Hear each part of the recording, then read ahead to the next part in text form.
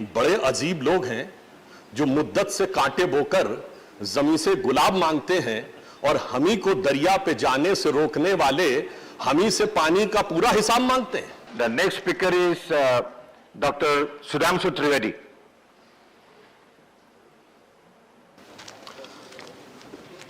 माननीय सभापति महोदय, आज माननीय वित्त मंत्री महोदया द्वारा प्रस्तुत इस बजट पर और विनियोग विधेयक पर जब मैं बोलने के लिए खड़ा हुआ हूं तो मेरे मन में एक विचित्र भाव होता है, विस्मय, विषाद और विश्वास। विस्मय इसलिए क्योंकि जिस राज्य के बारे में हम बात करने जा रहे हैं ये इकलौता राज्य था जो आजादी के बाद 2019 तक जिसका पूरी तरीके से संवेलन नहीं हो पाया। दूसरा विस्मय इसलिए कि एक ऐसा राज्य था जो संयुक्त राष्ट्र संघ 24 अक्टूबर 45 से बना, उसके 2 साल के अंदर वहां चला गया। शायद मेरे विपक्ष के विद्वान लोग यूएन के आर्काइव्स में जाके भी छांटेंगे तो उन्हें मिलेगा नहीं कि शायद इससे पहले भी कोई मुद्दा यूएन में गया था। और विषाद इसलिए होता है कि आज हम आय और व्यय पर बात कर रहे हैं। सर्वाधिक व्यय भारत सरकार के राजस्व का जहां होता रहा, समस्या उत्तरोत्तर व्यापक होती रही, घाटी रक्त रंजित होती रही, परंतु उसके बाद भी किसी को कोई चीख सुनाई नहीं पड़ी। परंतु विश्वास क्यों होता है?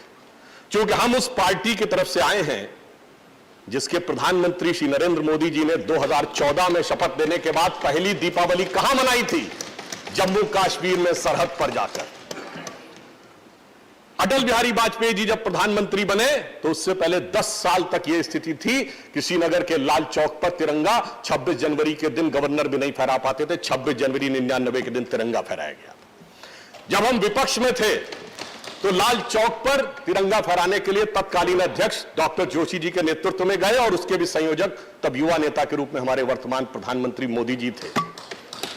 और हमारे ही संस्थापक श्यामा प्रसाद मुखर्जी जी ने उस एकीकरण के लिए अपना बलिदान दिया था। तो विश्वास होता है कि अब यह समस्या का समाधान होगा। अब मैं कहना चाहता हूं एक और बात। बहुत अचरज की बात कश्मीर में इसलिए है कि Kashmir has always been protected or projected by our opposition parties as a case of secularism, and in eventuality it has become a challenge to the nationalism. जबकि मजेदार बात यह है कि भारत का एकमात्र राज्य था जो सेकुलर नहीं था। क्योंकि जब 1976 में संविधान को संशोधन करके लोकतंत्र के काले अध्याय के दौरान यह शब्द जोड़ा गया था तो धारा 370 की आड़ में वो कभी कश्मीर में अंगीकार ही नहीं हुआ। तो जो सेकुलर नहीं था वही सेकुलरिज्म का प्रतीक बना। परंतु आज 2019 में सेकुलर बनने के बाद यह आय व्यय का तीसरा बजट आया है तो हमें इस बात के लिए खुशी है। और मैं यह भी कहना चाहूंगा, बहुत हिसाब मांगा गया कि साहब आपने 2-2.5 साल में क्या क्या किया। तो मैं कहना चाहता हूं कि विवेक तनखा जी ने जब शुरू किया था तो एक पंक्ति कही थी तो मुझे भी ध्यान आता है कि बड़े अजीब लोग हैं जो मुद्दत से कांटे बोकर जमीन से गुलाब मांगते हैं और हमी को दरिया पे जाने से रोकने वाले हमी से पानी का पूरा हिसाब मांगते हैं। और वो क्यों था? क्योंकि देखिए, नकवी जी ने अभी बोला, जनाब मुख्तार अब्बास नकवी जी तो हमारी तरफ हैं, मगर खुद मुख्तारी की खाम ख्याली कश्मीर के तमाम नेताओं के जहन पर इस कदर छाई हुई थी कि जब तक 2019 में वो निर्णय नहीं हुआ तब तक वो उसी में चलते रहे और इसलिए वो हमसे हिसाब मांगते। अब जब हम इस आय व्यय का हिसाब देते हैं तो पूरी ईमानदारी के साथ देते हैं। वित्त मंत्री महोदया जी ने बजट प्रस्तुत किया है, पिछले वर्ष का बजट 1.2 लाख करोड़ रुपए का था। इस बार 20% की बढ़ोतरी करते हुए 1.42 लाख करोड़ रुपए का बजट प्रस्तुत किया है। इसके अलावा अगर हम देखें तो जीएसटी के कलेक्शन में 36.5%, एक्साइज कलेक्शन में भी 31.5% की बढ़ोतरी हुई है। जो जीडीपी का प्रोजेक्शन है वो 2,03,716 है, जो कि पिछली बार से 7.5% अधिक है। और गत वर्ष का देखें तो रेवेन्यू रिसीप्ट्स 1,02,322 करोड़ और एक्सपेंडिचर 71,615 करोड़ है। यानी इसमें भी हमने वित्तीय प्रबंधन और कुशलता का परिचय दिया है। फिर ये बात आती है कि यदि बजट का व्यय हो तो सबसे पहले किस चीज में व्यय होना चाहिए? डेमोक्रेसी को स्ट्रेंथन करने में, लोकतंत्र को मजबूत करने में। तो ग्रास रूट पर डेमोक्रेसी को मजबूत करने के लिए अगर आप देखें तो हम लोगों ने ग्राम पंचायतों के लिए 1000 करोड़ रुपए 4290 ग्राम पंचायतों के लिए आवंटित किए हैं, 200 करोड़ रुपए 20 डिस्ट्रिक्ट काउंसिल्स के लिए किए हैं, 313 करोड़ रुपए 30 अर्बन लोकल बॉडीज के लिए किए हैं और 71.5 करोड़ रुपीस 235 ब्लॉक्स के लिए किए हैं। और उसकी एफिशिएंसी के लिए पंचायत स्तर पर 1889 असिस्टेंट अकाउंटेंट्स भी नियुक्त किए हैं ताकि उस व्यय का समुचित रूप से उपयोग हो सके। अब बहुत सा विषय उठाया जाता है कि साहब आने के बाद आपने सब कुछ किया परंतु जॉब्स के लिए क्या किया। तो अगर आप सीएमआई का डाटा उठा के देखें तो 2016 में बेरोजगारी की दर 20% थी, जो अब 13% के आसपास है, जबकि यह कोविड का काल था। इसके बावजूद हम लोगों ने उसमें सुधार करने में सफलता प्राप्त की है। 11,000 गवर्नमेंट जॉब्स 2 साल में और 20,000 प्रोसेस में हैं। और जो न्यू सेंट्रल सेक्टर स्कीम है जो 19 फरवरी 2021 को लॉन्च की गई थी, उसमें 28,400 करोड़ रुपए का प्रावधान है, जिससे आने वाले समय में इन द लॉन्ग रन 4 से 4.5 लाख जॉब क्रिएट होने की पूरी संभावना है। और 1,37,870 यूथ को एंटरप्रेन्योरशिप के लिए बैंकों के माध्यम से मदद दी गई है। अब यदि जॉब्स की बात करेंगे तो तब आगे गतिविधि बेहतर तरीके से चल सकती है यदि इंफ्रास्ट्रक्चर बेहतर। और पिछले 2.5-3 वर्षों में इंफ्रास्ट्रक्चर को बेहतर करने के लिए सरकार ने बहुत प्रबलता और दृढ़ता के साथ काम किया है।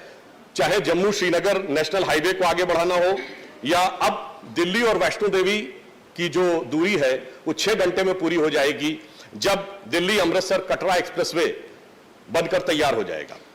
चाहे काजीबंद और बनिहाल टनल जो कि 8.5 किलोमीटर की थी वो पूरी हो गई है और श्रीनगर सोनमर्ग की जो टनल है वो दिसंबर 2023 तक पूरी होने वाली है। अब जम्मू से किश्तवाड़ जाना हो तो 7.5 घंटे का सफर 5.5 घंटे में और डोडा जाना हो तो 5.5 घंटे का सफर 3.5 घंटे में तय किया जा सकता है। यह विकास को गति देने के लिए हमारी सरकार ने जिस ईमानदारी और दृढ़ता से काम किया है उसका प्रमाण है।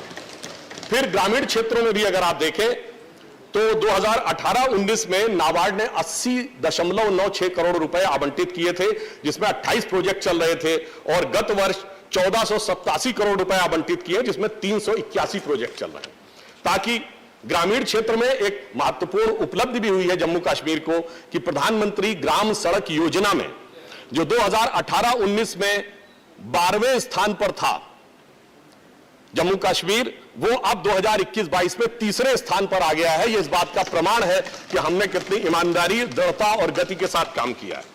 इसके बाद बात आती है कि इंफ्रास्ट्रक्चर में पावर अगर नहीं है तो पावर की आवश्यकता बहुत है। तो अभी तक 3000 मेगावाट पावर पिछले 70 वर्षों में थी। अगले 3 वर्ष में या डबल और 7 वर्ष में ट्रिपल करने का लक्ष्य सरकार ने रखा है। और पावर ट्रांसमिशन में भी 150% की बढ़ोतरी विगत 2 वर्षों में हुई है। इसके अतिरिक्त जो क्लीन एनर्जी है यानी सोलर एनर्जी की जो पावर है उसके लिए भी सरकार ने बहुत प्रयास किए हैं। और इसकी पहली शुरुआत जिसे कहते हैं चैरिटी बिगिंस एट होम, तो जम्मू में 200 सरकारी इमारतों और कश्मीर में श्रीनगर में 70 सरकारी इमारतों पे रूफटॉप सोलर जो लगाए हैं उससे 8 और 4 कम से कम 12 मेगावाट बिजली की बचत हुई है। 5000 से अधिक रूफटॉप खेतों में लगाए गए हैं जिससे किसानों को उस बिजली की प्राप्ति हो सके। यह क्लीन एनर्जी के लिए काम किया है। जैसा कि अभी नकवी जी ने भी बताया कि हर घर में जल नल के द्वारा उपलब्ध कराने का संकल्प लिया गया है और वह प्रक्रिया पूरी होने की तरफ बढ़ रही है। और एक और महत्वपूर्ण बात हुई है कि जम्मू कश्मीर अब ओपन डिफेकेशन फ्री स्टेट बन गया है, यानी सफाई हो गई है पर अभी और बहुत सी सफाई होनी बाकी है। क्योंकि सफाई अभी जरूरी है, क्योंकि जो लोग जम्मू कश्मीर की शांति भंग करने के लिए बहुत प्रयत्नशील हैं उनकी भी सफाई सरकार पूरी ईमानदारी से करेगी। और जानते हैं क्या है कि अब वो लोग छुप गए इधर उधर और जाकर कायराना हरकतें कर रहे हैं। मगर चिंता मत करिए, यूपी में बुलडोजर चला था, कश्मीर में वैक्यूम क्लीनर चलेगा और ढूंढ ढूंढ कर जहां से है उनकी पूरी सफाई करने की व्यवस्था की जाएगी। और नहीं, अरे गर्व की बात, हाँ आपने बहुत अच्छी बात कही सभापति महोदय। गर्व की बात यह है कि 182 टेररिस्ट और 44 कमांडर इस दरमियान न्यूट्रलाइज किए जा चुके हैं।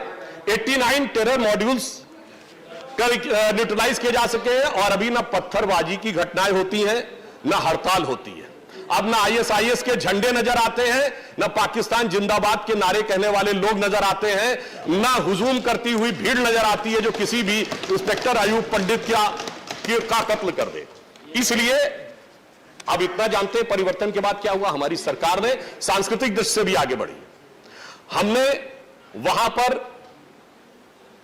हाउस बोट फेस्टिवल भी किया है, हमने वहां पे सूफी फेस्टिवल भी किया है, हमने कृष्ण जन्माष्टमी भी बनाई है।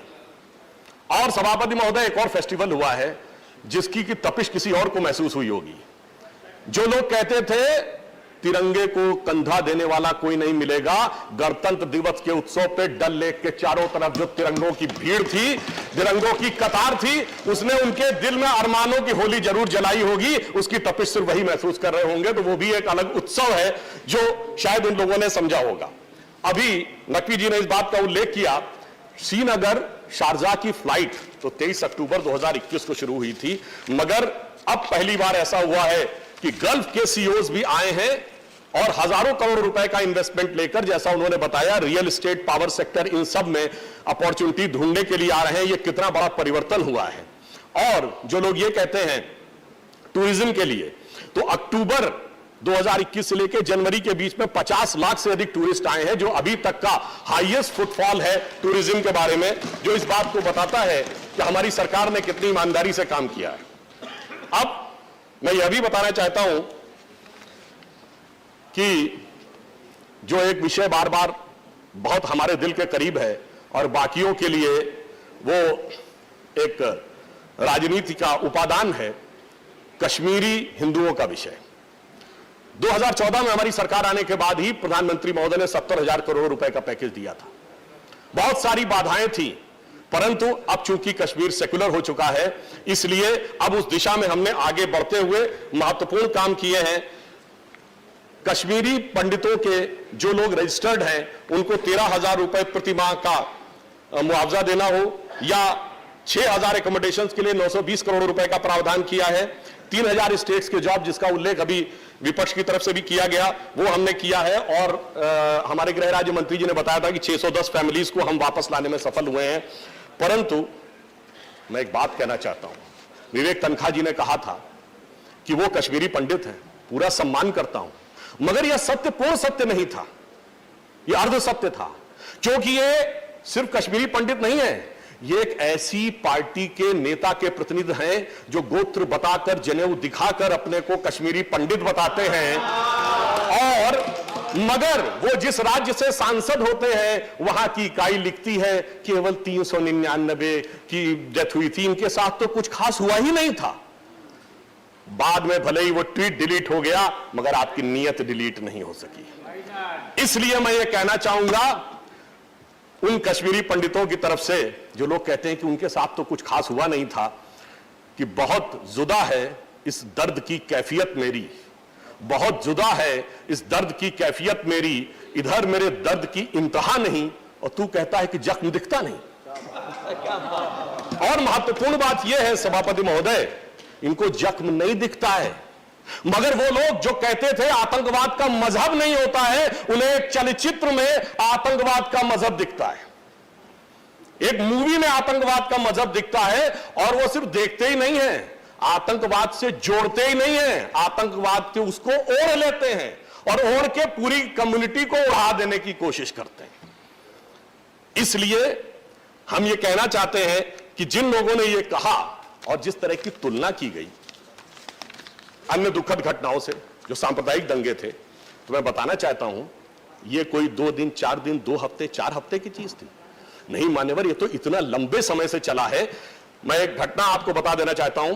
13 अक्टूबर 1983, मुझे बचपन की घटना याद है, वर्ल्ड कप जीतने के बाद जब भारत की टीम यहां आई थी, वेस्ट इंडीज के साथ एक सीरीज हुई जिसमें एक वनडे इंटरनेशनल मैच श्रीनगर में भी हुआ था, और उसमें भारत वेस्ट इंडीज के मैच में जिस तरीके से पाकिस्तान जिंदाबाद के नारे लगे और वो मैच बीच में अबेंडन कर देना पड़ा था। सुनील गावस्कर ने अपनी किताब में लिखा, मैं समझ नहीं पाया भारत और वेस्ट इंडीज के मैच में पाकिस्तान जिंदाबाद क्यों था। 1983 में किसकी सरकार थी, जिसको आप लोग सबसे शक्तिशाली प्रधानमंत्री मानते हैं उस जमाने में? उसके बाद जो राजीव जी के जमाने में हुआ, टीकालाल टिपरू जी की हत्या हो या जस्टिस गंजू की हत्या हो, वो सब बातें अपनी जगह हैं, परंतु ये इस बात को दर्शाता है कि वो समस्या कितनी पुरानी थी। और जो लोग ये कहते हैं, कश्मीर के संदर्भ में एक और बात याद आती है, जो लोग कहते हैं कि एक नैरेटिव दिखाया जा रहा है किसी फिल्म को लेकर, तो मैं नैरेटिव पे याद दिलाना चाहता हूं, मुझे याद आता है 2007 का वर्ष। क्यों 2007 का वर्ष? वो है जब अफजल गुरु की क्षमा याचना के लिए सारे लोग एक साथ खड़े थे, और 2007 का वर्ष वो है जब डॉक्टर कलाम को दूसरा टर्म न दिया जाए, इसके लिए भी सब साथ खड़े थे। अब बताइए नैरेटिव कौन सेट करता है? जो लोग नैरेटिव की बात करते हैं कि हम किसी का डिमोनाइजेशन कर रहे हैं, तो मैं उन्हें याद दिलाना चाहता हूं, शायद हमारे विपक्ष के भी बहुत से लोगों को नहीं ध्यान हो, इस कश्मीर में एक भारत की सेना का अधिकारी ऐसा भी था जिसने यह संकल्प लिया था कि यह अमुक इलाका जब हम हार गए हैं पाकिस्तान से, तो महाराणा प्रताप की तरह उन्होंने प्रतिज्ञा की थी कि जब तक जीत नहीं लूंगा मैं पलंग पे नहीं सोऊंगा। और वो लड़ाई थी झांखड़ का युद्ध, जो अक्टूबर 47 में हमारे हाथ से निकल गया था, और वह योद्धा थे ब्रिगेडियर मोहम्मद उस्मान। और जब वो फरवरी 48 में हम दोबारा जीते हैं, तो उनके सैनिक सबसे पहले पास के गांव से एक पलंग लेके आए थे कि अपनी प्रतिज्ञा पूरी कीजिए। यद्यपि 1 महीने बाद वो शहीद हो गए, पर मैं एक और बात मेरे दिल में पीड़ा पहुंचाती है, ब्रिगेडियर उस्मान हमारे राज्य के रहने वाले थे, कोई सेक्युलरिज्म का सूरमा नहीं जाता उनके घर पर, और उसी इलाके में, उसी जनपद में आतंकवाद के आरोपियों के घर पे सिजदा करने के लिए जाते थे। बताइए नैरेटिव कौन सेट कर रहा था?